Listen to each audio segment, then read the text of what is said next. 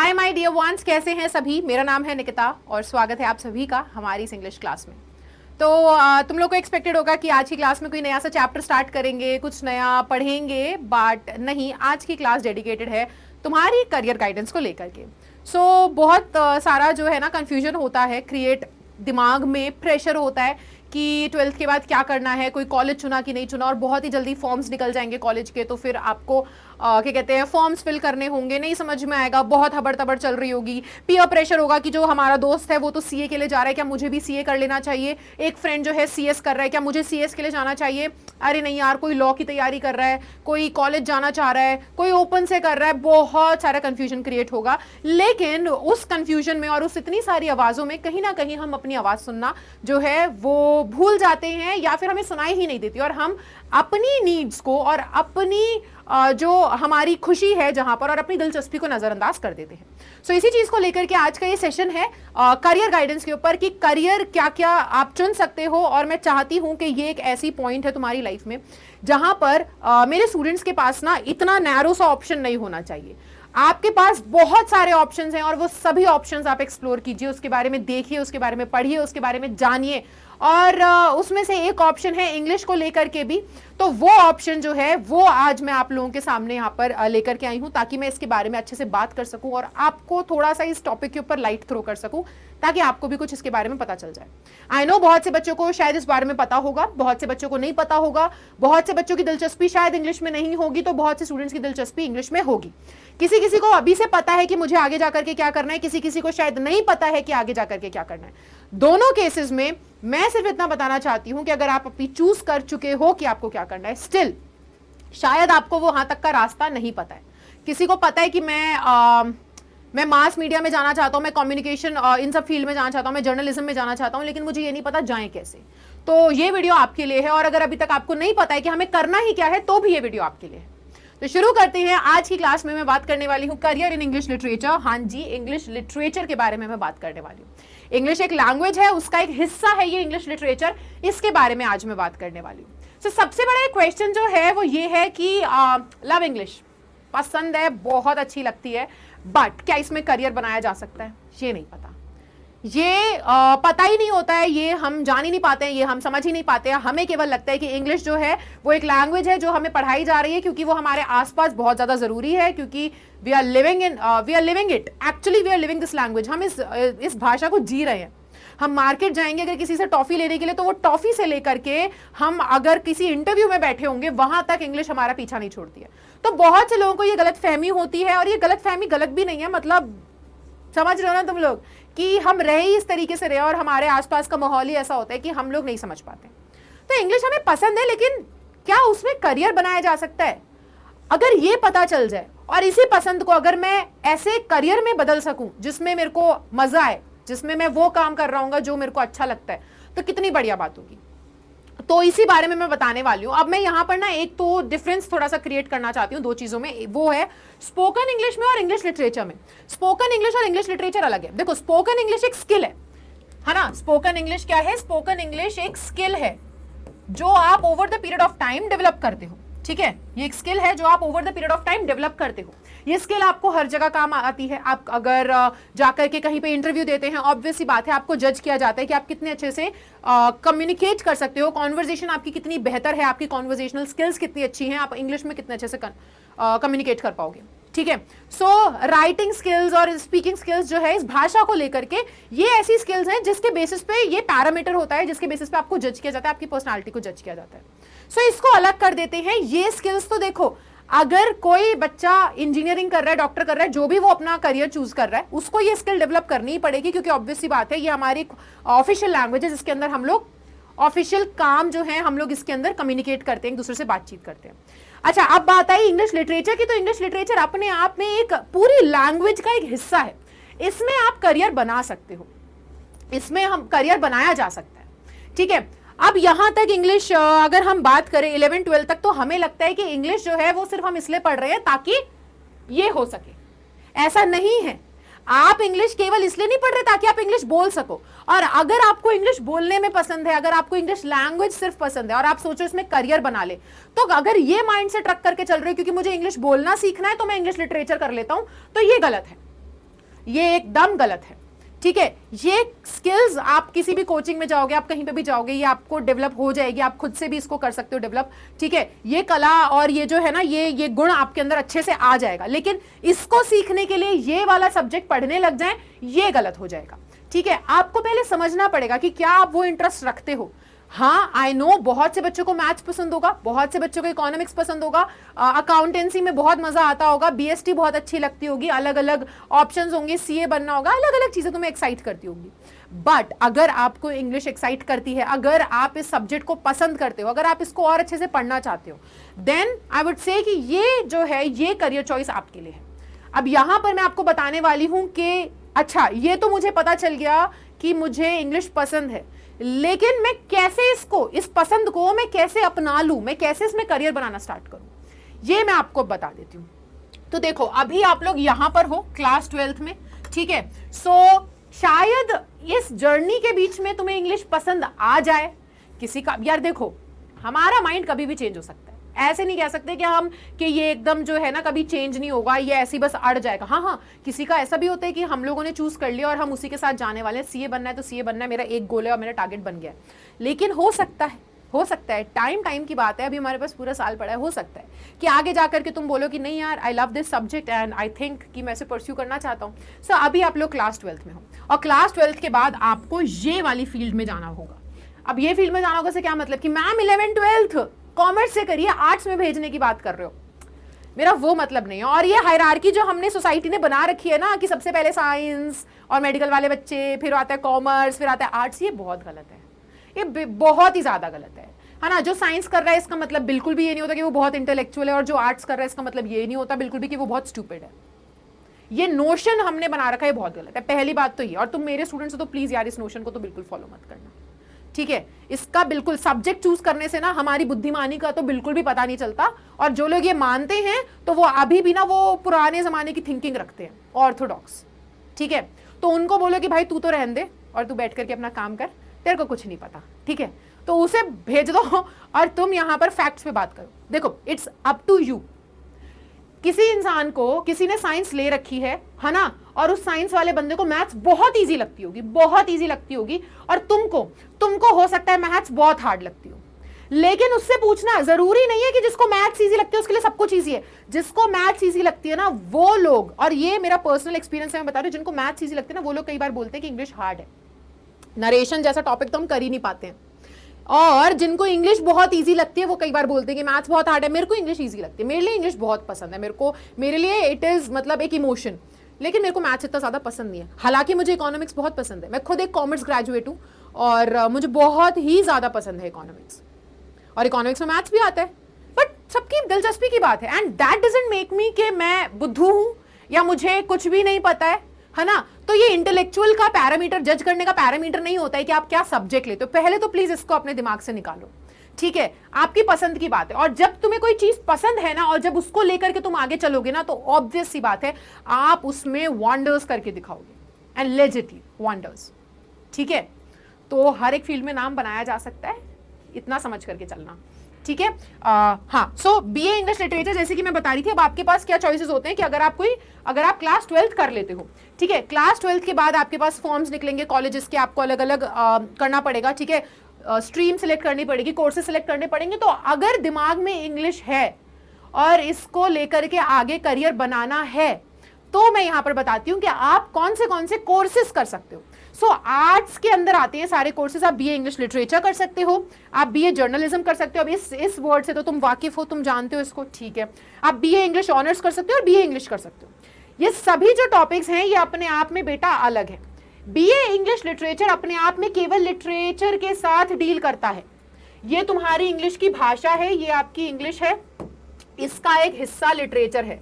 ठीक है, इसका ये जो हिस्सा है ये लिटरेचर है, बहुत बड़ी भाषा है ये, उसका एक हिस्सा वो लिटरेचर है। आप या तो अपनी पूरी की पूरी जो कोर्स है वो इसके अंदर कर सकते हो। ठीक है, जर्नलिज्म आप जानते हो, अगर आप जर्नलिस्ट वगैरह कुछ बनना चाहते हो तो आप इसको परस्यू कर सकते हो। बीए इंग्लिश ऑनर्स और बीए इंग्लिश, अब ये भी अलग होते हैं। बीए इंग्लिश जो है ये ना पूरी लैंग्वेज के साथ डील करता है, इस लैंग्वेज की टेक्निकलिटी के साथ डील करता है। अभी तक 12वीं में जो तुम पढ़ते आए हो वो कुछ भी नहीं है जो तुमने आगे कभी देखना होगा इंग्लिश में। यहां तक तुम केवल बेसिक इंग्लिश पढ़ते आए हो जो तुम्हारे लिए तुम्हारी डे टू डे लाइफ में जितना तुम्हें मतलब जिंदगी चलती बना देगी, इतना समझ लो, ठीक है, कि जिंदगी हमारी चल जाएगी, हमारी कट जाएगी, इतनी बेसिक इंग्लिश जो है यहाँ 12th तक आपको पढ़ा दी जाती है। आप चैप्टर्स पढ़ लेते हो, आप ये सारी चीजें पढ़ लेते हो। लेकिन अगर इसके आगे आपको इसमें और जाना है तो फिर आपको इनमें से कोई कोर्स करना पड़ेगा। और बीए इंग्लिश जो है वो आपको इस सब्जेक्ट की पूरी टेक्निकलिटी के बारे में बताता है। पार्ट्स ऑफ स्पीच आपने पढ़ा है, आप इसमें भी पढ़ोगे, आप इसमें भी पढ़ोगे, आप इस पूरे सब्जेक्ट के बारे में पढ़ोगे और डेप्थ में पढ़ोगे। अब की बार आपको केवल पार्ट्स ऑफ स्पीच ऊपर से नहीं पढ़ाया जाएगा, अब की बार आपको बताया जाएगा कि जो तुमने पढ़ लिया वो तो है ही है, लेकिन इसमें भी एक्सेप्शंस हैं। और इंग्लिश लैंग्वेज में बहुत सारे एक्सेप्शंस हैं, बहुत सारे, इतने सारे एक्सेप्शंस हैं कि हम भी कई बार कंफ्यूज हो जाते हैं कि रूल्स ही रूल्स हैं। ये सारी चीजें हमें पढ़नी होती है, ये सारी चीजें हमें जाननी होती हैं, ठीक है। सो ये अलग अलग कोर्सेज आपके लिए निकल करके आ जाते हैं। अंडर ग्रेजुएट अगर आप लोग जब 12th के बाद जाकर के वो 3 साल का कोर्स अगर आप करना चाहोगे तो आप इंग्लिश को लेकर के ये कोर्सेज कर सकते हैं। अब आज की क्लास में मैं बीए इंग्लिश लिटरेचर के बारे में बताने वाली हूं। तो इंग्लिश लिटरेचर किससे डील करेगा? इंग्लिश लिटरेचर, जैसे कि मैंने बताया कि ये जो इंग्लिश लैंग्वेज है, इस इंग्लिश लैंग्वेज के एक हिस्सा है, एक पार्ट है। अब इसके अंदर ना इंग्लिश लिटरेचर के अंदर आप पढ़ते हो उसके ओरिजिन के बारे में कि ये कहां से निकल के आई भाषा, इसके ड्रामा, इसके एपिक्स, इसके प्लेस, पोइट्री एंड एवरीथिंग। अभी तक तुम लोग पढ़ रहे थे इसके राइटर्स के बारे में, आप इसके अंदर पढ़ोगे बीए इंग्लिश में कि राइटर्स जो हैं वो कैसे कैसे लिखते थे, क्या क्या राइटिंग स्टाइल था, प्रोज अगर लिखे, प्ले अगर लिखे, पोइट्री अगर लिखी तो कैसे लिखी गई, है ना। क्या कोई भी ऐसी बस पोइट्री ऐसी बन जाती है, क्या शब्दों का खेल होता है, क्या स्टाइल होता है राइटिंग का, प्ले कैसे लिखा जाता है, क्या क्या चीजें हम फॉलो करते हैं, लिटरेरी डिवाइसेस को आप पढ़ोगे, आप इंग्लिश के हिस्ट्री को पढ़ोगे, है ना। आप यहां पर बहुत अच्छे से डेप्थ में पढ़ोगे कि देखो इंग्लिश जो है एक भाषा जब उभर करके आ रही थी, इसमें बहुत सारे प्लेज लिखे जा रहे थे, इसमें शेक्सपियर थे तो इसके अंदर वॉल्ट विटमैन भी थे, इसके अंदर अगर जोफ्री चौसर थे तो फिर इसके अंदर हमारे जॉन कीट्स भी थे, बहुत सारे राइटर्स थे। और इस टाइम पर अलग अलग टाइम पर जब ये राइटर्स जो उभर करके आ रहे थे और ये लिख रहे थे और ये अपनी पीक पर थे, इंग्लिश जो लैंग्वेज है उसका एक गोल्डन एरा चल रहा था, तो उसमें कैसे जो है ना सोसाइटी का क्या रोल था। अब इन राइटर्स ने ना अपने लेख में, अपनी राइटिंग्स में सोसाइटी के बारे में भी बताया है। तो आप इसके माध्यम से, आप इसके थ्रू सोसाइटी के बारे में भी पढ़ोगे, इसके हिस्ट्री के बारे में भी पढ़ोगे, कैसे एलिजाबेथन पीरियड के अंदर क्या राइटिंग स्टाइल फॉलो होता था, विक्टोरियन पीरियड में क्या राइटिंग स्टाइल फॉलो होता था। उसके बाद एक रोमांटिक एज आई थी जिसके अंदर हर एक राइटर जो है वो रोमांस के बारे में बातें कर रहा था, है ना। हर कोई ट्रैजिक भी स्टेज आई थी जिसके अंदर ट्रेजेडीज के बारे में बात हो रही थी। सो आप बहुत सारी चीजें पढ़ोगे, आप इसकी डेप्थ में जाओगे, आप राइटर्स को जानोगे, आप इसके राइटिंग स्टाइल को जानोगे, और यहां से ना ये आपको लिटरेचर और पूरा का पूरा जो है ना इसके बारे में आपको ये एक जिस्ट मिलेगा और आप इससे थरो हो जाओगे। तो ये लिटरेचर के अंदर ये सारे सब्जेक्ट्स होते हैं, इन सभी के बारे में आप पढ़ते हो। और बेसिकली यही जो चीजें हैं ना ये अलग अलग सब्जेक्ट्स बन के आ जाते हैं। मॉडर्न इंग्लिश, मेडिवल इंग्लिश, है ना, हिस्ट्री, डेवलपमेंट ऑफ लैंग्वेज, ये सारी चीजें आप पढ़ने लग जाते हो इसके अंदर, ठीक है। सो ये पढ़ने के बाद अब बात आती है कि कॉलेजेस। अब आपको पता तो है कि मुझे कौन सा वाला कोर्स करना है, आपने ये भी डिसाइड कर लिया। अब कौन सा कॉलेज बेस्ट है इस कोर्स को करने के लिए? सो डीयू के हमारे कॉलेजेस बेस्ट हैं। अब देखो डीयू की अगर मैं बात करूं तो पहले तो मैं कॉलेजेस बता देती हूँ, ठीक है। सेंट स्टीफेंस है, lady Shri Ram college for women, Hindu college, Miranda house, Kirorimal college और BHU जो वाराणसी में है। ये इनका फीस स्ट्रक्चर है एवरेज। अब जो कॉमर्स और आर्ट्स का स्टूडेंट होता है, ऑब्वियस ही बात है, मतलब मैं ये नहीं कह रही हूँ, देखो प्लीज ऐसे डोंट कम एट मी कि आपने ऐसे वाली बात कैसे कह दी, मेरी तो चॉइस कोई और है। बहुत सारी चॉइसेस होती है, बट मैं मेजॉरिटी में बात कर रही हूँ कि जब हम कॉमर्स या आर्ट्स करते हैं तो हमारा एक एम होता है कि हमें आगे जाकर के डीयू कॉलेज, मतलब डीयू में जाना है, डीयू कॉलेज, दिल्ली यूनिवर्सिटी में हमें एडमिशन लेना है। होता है, मेरा भी था, मैंने भी कॉमर्स करा है, 12th पास एंड ग्रेजुएशन भी मेरी उसी फील्ड से रही है।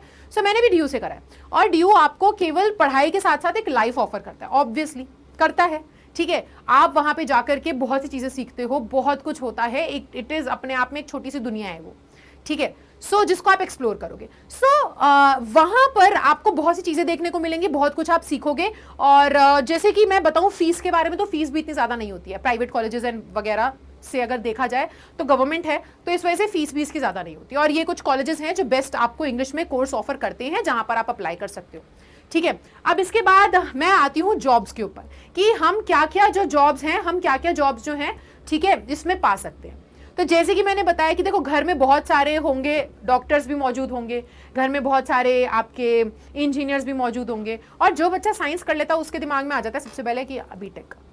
अब वंस अगेन कि दोबारा से डोंट कम एट मी कि अरे हमारा तो ऑप्शन बीटेक है ही नहीं। मैं एक बहुत बेसिक थिंकिंग की बात कर रही हूँ, है ना, कि क्या कहते हैं 10th के बाद घर वाले भी बेटा इंजीनियर बन जा, है ना, या डॉक्टर बन जा।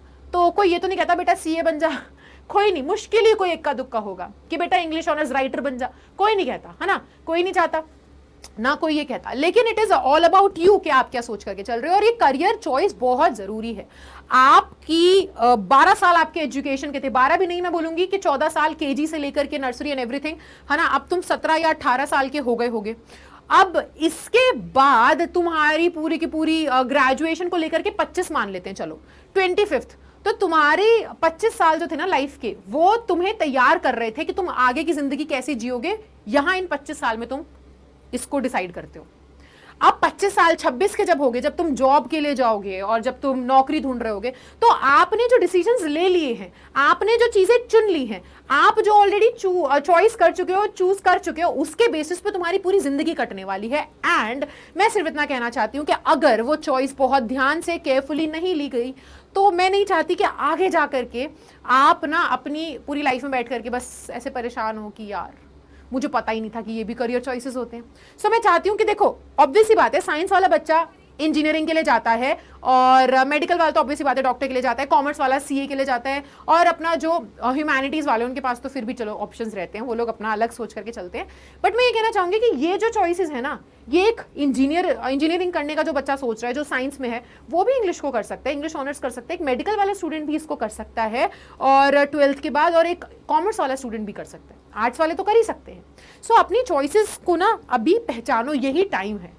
आपकी जिंदगी के साथ ये रहने वाला है, मरते दम तक ये रहने वाला है, ठीक है। सो यहां पर अभी जो तुम चुन रहे हो ना, तुम अपनी जिंदगी चुन रहे हो कि तुम आगे जाकर के जिंदगी कैसी जियोगे, ठीक है। अगर आपने अपना प्रोफेशन अभी डॉक्टर चुन लिया है कि मुझे आगे जाकर के डॉक्टर बनना है, and I am very proud of you कि अगर आप डॉक्टर बनना चाहते हो, आई रिस्पेक्ट आपकी जितनी भी चॉइसेस है, मैं सभी चॉइसेस को रिस्पेक्ट करके चल रही हूँ। लेकिन आपको याद रखना है कि आगे तुम्हारे साथ जिंदगी भर वो रहने वाला है। ये तुम्हारे 25 साल के बाद जो तुम्हारी 75 तक तुम जियोगे, 80 90 100 जितना भी जीने वाले हो भाई, तुम इसी के साथ जीने वाले हो। And if that doesn't makes you happy, then I don't think कि वो तुम्हारा करेक्ट करियर चॉइस है। तो सोचो अच्छे से बैठ करके, यही अभी आपके पास मौका है, और अभी लेट नहीं हुआ है यार, अभी बिल्कुल भी लेट नहीं हुआ है, ठीक है। आप आराम से सोच सकते हो कि क्या मुझे सीए बनना है, क्या मैं अपने 10 से 20 साल आगे के सोच सकता हूं कि डेली मैं वो काम करूंगा और मुझे अच्छा लगेगा और मैं इंजॉय करूंगा। अगर हाँ, तो आप सीए के लिए ही जाइए।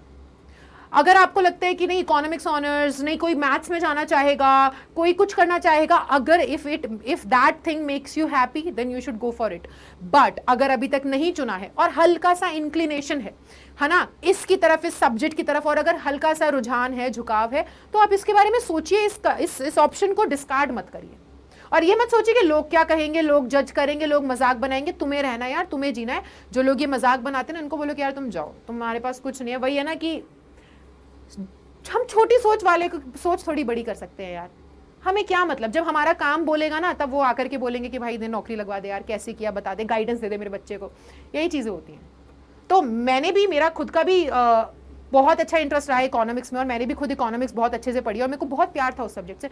बट मेरा इंक्लिनेशन इस सब्जेक्ट की ओर था, तो मैंने चूज किया। And that doesn't make me come intellectual, that doesn't make me stupid, और दैट डजंट मेक मी कि क्या कहते हैं मैं खुश नहीं हूं, मैं बहुत खुश हूं। तो यही चीज आपको भी देखना पड़ेगा करियर चूज करते हुए। And this is the point. 10th में एक पॉइंट आया था, वहां से चूज कर लिया, अब यहाँ पे एक पॉइंट आया, और ये point will make the difference. ये पॉइंट जिंदगी के सारे डिफरेंसेस क्रिएट करेगा। तो इसको बहुत सीरियसली लेना और इसको बहुत ध्यान से समझना, ठीक है। तो जैसे कि मैंने बताया, जॉब्स क्या हैं आपके पास, तो आप देखो कि आप एक लेक्चरर बन सकते हो, आप प्रोफेसर, आप टीचर बन सकते हो। अगर तुम मेरे को अपना आइडल मानते हो तो तुम्हें टीचर बन सकते हो यार। एंड ऑब्वियस सी बात है, आई लव माई जॉब, ये मतलब सबसे बेस्ट एक जॉब लगती है मेरे को। सो आप लेक्चरर बन सकते हो, आप टीचर बन सकते हो, आप एक बहुत ही प्रेस्टिजियस यूनिवर्सिटी के अंदर जाकर के पढ़ा सकते हो, आप मेरी तरह पढ़ा सकते हो यार। सो ये भी है एक ऑप्शन। उसके अलावा आप एंकर बन सकते हो बहुत सारी जगहों पर, है ना। आपको अगर पब्लिक स्पीकिंग बहुत पसंद है और आप इस चीज को अगर आगे फॉलो करना चाहते हो, तो आप एक एंकर बन सकते हो। आप मैगजीन्स और न्यूज़पेपर में एडिटर बन सकते हो। आप उसके अलावा राइटर बन सकते हो, अगर आपको कंटेंट राइटिंग वगैरह सब कुछ पता है। आपको ये सारे कोर्सेज जो मैंने बताया, वो आपको इन सभी प्रोफेशंस के लिए तैयार करेंगे। उसके अलावा आप पीआर टीम में जा सकते हो, पब्लिक रिलेशन मैनेजर बन सकते हो, क्लाइंट्स वगैरह से बातें करनी होती है। एक बहुत ही सोफिस्टिकेटेड, एक आप कह सकते हो एक थरो एक पर्सन चाहिए जो इस लैंग्वेज के साथ बहुत थरो हो। उसके अलावा आप कॉपीराइटर बन सकते हो, आप एडवर्टीजमेंट्स वगैरह ऐसी एजेंसीज के लिए लिख सकते हो, आप सोशल सर्विसेज में जा सकते हो, एनजीओज वगैरह, आप साइकोलॉजी कर सकते हो, और एक बहुत ही इंपॉर्टेंट चीज कि आप लॉयर भी बन सकते हो यार। तारीख पे तारीख, तारीख पे तारीख बोलना आना चाहिए, कॉन्फिडेंस होना चाहिए, और ऑब्वियस सी बात है एक लैंग्वेज के ऊपर बहुत अच्छी पकड़ होनी चाहिए। बहुत सी चीज हो सकती है। आप मास कम्युनिकेशन में जा सकते हो, आप जर्नलिस्ट बन सकते हो, आप फेस बन सकते हो, है ना, आप एक बहुत ही अच्छा चेहरा बन सकते हो किसी एक बहुत ही प्रेस्टिजियस, एक बहुत ही अच्छे एक न्यूज चैनल का, या फिर आप बैक एंड में काम कर सकते हो, आप कंटेंट लिख सकते हो, आप बहुत सारे ऑप्शंस हैं। आप सिविल सर्विसेज में, जैसे कि मैंने बताया, आप सिविल सर्विसेज में जाना चाहते हो, वहां पर भी इंग्लिश पढ़नी पड़ेगी, ठीक है। आप अगर किसी भी बैंक की नौकरी के लिए तैयारी कर रहे हो, या फिर आप किसी सिविल सर्विसेज में आप एसएससी के लिए तैयारी कर रहे हो, आप किसी भी चीज के लिए तैयारी कर रहे हो, आपको वहां पर इंग्लिश पढ़नी पड़ेगी। इंग्लिश वहां पर एक मेन सब्जेक्ट की तरीके से काम करता है, केवल साइंस नहीं होता है। अगर कोई स्टूडेंट है एनडीए की तैयारी करना चाहता है, उसके अंदर, एनडीए से मेरा मतलब है इंडियन डिफेंस, जो पूरी की पूरी हमारी आर्म्ड फोर्सेस हैं, है ना, अगर आप उसमें जाना चाहते हो, नेवी है, एयरफोर्स है, तुम्हारा क्या कहते हैं नेशनल डिफेंस एकेडमी एनडीए है, इंडियन आर्मी है, तो आप अगर उसमें जाना चाहते हो, वहां पर फिजिक्स मैथ्स के बाद जो अगला सब्जेक्ट होता है इंपॉर्टेंट, वो इंग्लिश है। और उसके अंदर इंग्लिश वो इंग्लिश नहीं है जो तुमने अभी तक पढ़ी है, वो एडवांस लेवल की इंग्लिश है जो वहां पर पूछी जाती है और उसको बहुत इंपॉर्टेंस दी जाती है। सो इंग्लिश ना अगर देखा जाए तो बेटा एक बहुत ही फ्रंटियर में नहीं खड़ा रहता ये सब्जेक्ट, कभी भी तुम्हारे फ्रंटियर में यानी कि सबसे आगे नहीं खड़ा होगा कि मैं यहां पे खड़ा हूं, जैसे साइंस खड़ा होता है। साइंस पता है इसीलिए हम ना, मतलब मेरे को लगता है सोसाइटी का और ये लोगों का थिंकिंग इसलिए क्योंकि साइंस सबसे आगे खड़ा होता है कि मैं यहाँ पे खड़ा हूं और देखो मेरे पीछे लाइन लगी हुई है जॉब्स की। लेकिन तुम्हें समझना पड़ेगा कि इंग्लिश बेशक आगे खड़े होकर के नहीं बोलता, वैसे बोलता है, जो अभी मैंने आपको जॉब्स बताई इसमें इंग्लिश आगे खड़े होकर के बोलता है कि मैं तुझे गारंटी दे रहा हूं कि तेरी जॉब लगेगी और ये सारे जॉब्स तू ले सकता है, ये सारे काम तू कर सकता है। हाँ, लेकिन कई बारी मैक्सिमम नंबर ऑफ टाइम्स क्या होता है, इंग्लिश बैक एंड में काम कर रहा होता है, बैकबोन बन के काम कर रहा होता है। आप किसी भी नौकरी के लिए चले जाओ, वहां पर आपको इंग्लिश की जरूरत पड़ेगी ही पड़ेगी। आप चाहे फिर डिफेंस सर्विसेज में चले जाओ, फिर आप बैंक की सर्विस में चले जाओ, चाहे आप सीए बन जाओ, चाहे आप डॉक्टर बन जाओ, चाहे आप इंजीनियर बन जाओ, चाहे फिर आप प्लेन उड़ाना चाहते हो, पायलट बनना चाहते हो, इंग्लिश वहां पर मदद करेगी। एयर हॉस्टेस बनना है यार, वहां पर इंग्लिश मदद करेगी। पर्सनैलिटी बनाने में इंग्लिश मदद करता है। तो बेशक बहुत सी बारी वो आगे खड़े होकर के नहीं ये चीज दिखा पाता है, लेकिन इंग्लिश हमारी इंडिया में इस वक्त सभी प्रोफेशंस में देखा जाए तो वो बैकबोन बनकर के खड़ा हुआ है। और उस बैकबोन के बिना, जैसे हमारी बैकबोन के बिना हम नहीं है ना, तो उस बैकबोन के बिना कोई प्रोफेशन नहीं है। ये चीज तुम्हें समझना पड़ेगा। अब आपको बस समझना है, ठीक है। देखो सीखनी वैसे भी है, सीधी सी बात है। सिविल सर्विसेज में जा रहे हो, इंग्लिश सीखनी है अगर तुम्हें। और बस मैं यहां पर ये बताना चाहती थी कि आई नो बहुत से बच्चे जानते हैं कि बैकबोन के तरीके से इंग्लिश कैसे काम करता है और क्या होता है, लेकिन बहुत से स्टूडेंट्स जो हैं वो नहीं जानते हैं कि अगर इंग्लिश को मैं फ्रंट में खड़ा करके कोई नौकरी लेना चाहूं तो वो क्या होगी। तो वो इंग्लिश को अगर आप फ्रंट में खड़ा करके चाहो, है ना, और अगर उसको आप क्या कहते हैं अपना करियर ऑप्शन बनाना चाहो, तो आपके पास ये सभी ऑप्शंस आ जाते हैं। सो यही था आज की क्लास, और यही था एक गाइडेंस सेशन जो मैंने तुम्हारे लिए स्पेशली प्लान किया था, ताकि मैं तुम लोग को बता सकूं कि देखो परेशान मत हो, और अभी टाइम है, जितने ज्यादा ऑप्शंस अपने सामने रखोगे उतनी अच्छी चॉइस करोगे। प्लीज ये गलती मत करना कि अपने ऑप्शंस को ही इतना बना करके चलो कि यही मेरे पास ऑप्शंस हैं और इन्हीं में से मुझे चुनना है। आप जितनी ज्यादा अपने ऑप्शंस को जितना ज्यादा खोल करके जितने ज्यादा ऑप्शंस को एक्सप्लोर करोगे उतनी अच्छी चॉइस कर पाओगे। And one of the option is this. So अच्छे से सोचो, अपने ऑप्शंस को एक्सप्लोर करो, और अगर आपको ऐसा सेशन और चाहिए तो मुझे प्लीज कमेंट सेक्शन में बताना, अपने क्वेश्चंस मुझसे कमेंट सेक्शन में पूछो, एंड इसके ऊपर हम प्रॉपर एक और सेशन रख सकते हैं जिसके अंदर मैं प्रॉपर तरीके से आप लोगों को अच्छे से गाइडेंस दे सकती हूँ। तो अगर अच्छा लगा हो तो कमेंट सेक्शन में इंटरैक्ट जरूर करना मेरे से, और मैं अब आपसे मिलूंगी अगली क्लास में। तब तक के लिए bye bye, take care and thank you so much.